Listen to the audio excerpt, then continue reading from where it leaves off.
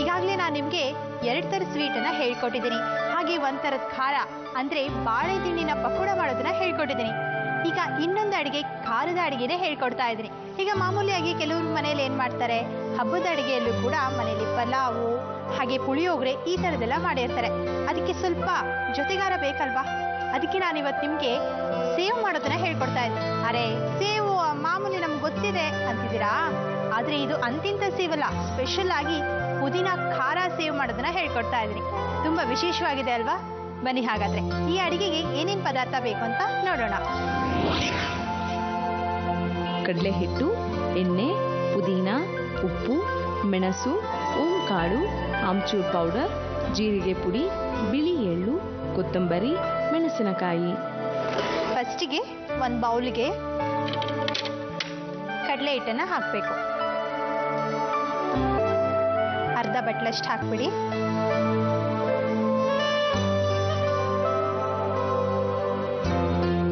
ಇದು ಆಮ್ಚೂರ್ ಪೌಡ್ರು, ಚಿಕ್ಕ ಸ್ಪೂನ್ ಇರುತ್ತಲ್ಲ ಅದರಿಂದ 1 ಸ್ಪೂನ್ ಅಷ್ಟು ಹಾಕಿ. ಮೆಣಸಿನ ಪುಡಿ ಕೂಡ, ಜೀರಿಗೆ ಪೌಡ್ರು. ನಾನು ನಿಮ್ಗೆ ಏನು ಹೇಳಿದೆ ಹೇಳಿ? ಪುದೀನ ಖಾರ ಸೇವು. ನಾನೀಗ ಪುದೀನ ಮತ್ತೆ ಮೆಣಸಿನಕಾಯಿ, ಕೊತ್ತಂಬರಿ, ಇದ್ರ ಜೊತೆಗೆ ಹುರಿದಿರುವಂಥ ಬಿಳಿ ಎಳ್ಳನ್ನು ಕೂಡ ಹಾಕಿದಿರಿ. ಯಾಕೆ ನಾನು ರುಬ್ಬೋ ಟೈಮ್ನಲ್ಲಿ ಹಾಕಿದೆ ಅಂದರೆ, ನೋಡಿ ಒರಳಲ್ಲಿ ಈ ಥರ ಚಿಕ್ಕದಾಗಿ ತೂತಿರುವಂಥ ಪ್ಲೇಟನ್ನು ಯೂಸ್ ಮಾಡೋದು. ಸೇವು ಚಿಕ್ಕ ಚಿಕ್ಕದಾಗಿರ್ಬೇಕಲ್ವಾ? ಆ ಟೈಮ್ನಲ್ಲಿ ನೀವು ಎಳ್ಳನ್ನು ಹಾಕಿದ್ರೆ ಒತ್ತೋಕೆ ಸ್ವಲ್ಪ ಕಷ್ಟ ಆಗುತ್ತೆ, ಎಳ್ಳು ಆಚೆ ಬರಲ್ಲ. ಅದಕ್ಕೆ ರುಬ್ಬೋ ಟೈಮ್ನಲ್ಲೇ ನೀವು ಎಳ್ಳನ್ನು ಹಾಕ್ಬಿಡ್ಬೇಕು.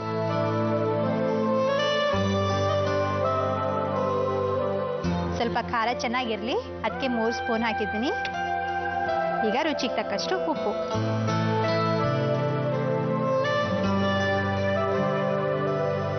ಇದಕ್ಕೆ ಸ್ವಲ್ಪ ಎಣ್ಣೆ ಕೂಡ ಹಾಕಬೇಕು ಕಲಸೋ ಟೈಮ್ನಲ್ಲಿ.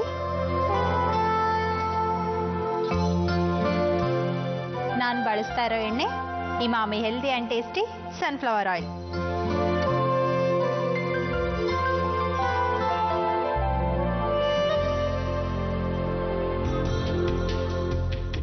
ವೀಕ್ಷಕರೇ, ಆಗಲೇ ನಾನು ಅಮ್ಮ ನಿಮಗೆಲ್ಲ ಹೇಳಿದ್ವಿ ಏನಂದರೆ ದುರ್ಗಾ ಮಾತೆಯ ಪ್ರತಿರೂಪ ಯಾವ್ಯಾವುದು ಅಂತ. ಇವತ್ತು ಮೊದಲನೇದಾಗಿ ಶೈಲಪುತ್ರಿ, ಇದು ಕೂಡ ದುರ್ಗಾ ಮಾತೆಯ ಪ್ರತಿರೂಪ ಅಲ್ವಾ? ಈಗ ಜಗತ್ತಿನಲ್ಲಿ ಶಕ್ತಿಗಳು, ಅದ್ಭುತವಾದಂಥ ಶಕ್ತಿಗಳು, ನಾನಾ ರೀತಿಯ ಶಕ್ತಿಗಳಿದೆ. ಅದೆಲ್ಲ ಶುರುವಾಗಿದ್ದು ದುರ್ಗಾ ಮಾತೆಯಿಂದನೇ, ಅಂತ್ಯ ಆಗೋದು ಕೂಡ ದುರ್ಗಾ ಮಾತೆಯಿಂದನೇ.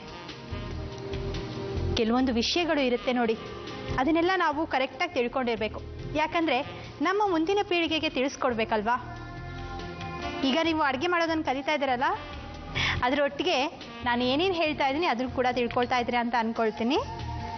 ಹಿಟ್ಟನ್ನು ಈ ಥರ ಒರಳಲ್ಲಿ ಹಾಕಿದ ಮೇಲೆ ಎಣ್ಣೆಯಲ್ಲಿ ಒತ್ತಬೇಕು.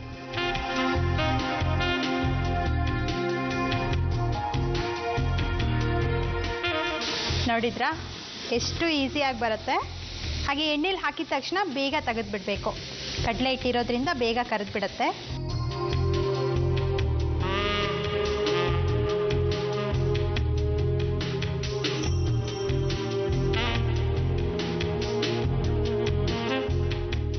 ನೋಡಿದ್ರಾ ಪುದೀನ ಖಾರ ಸೇವ್ ಹೇಗೆ ಮಾಡೋದು ಅಂತ?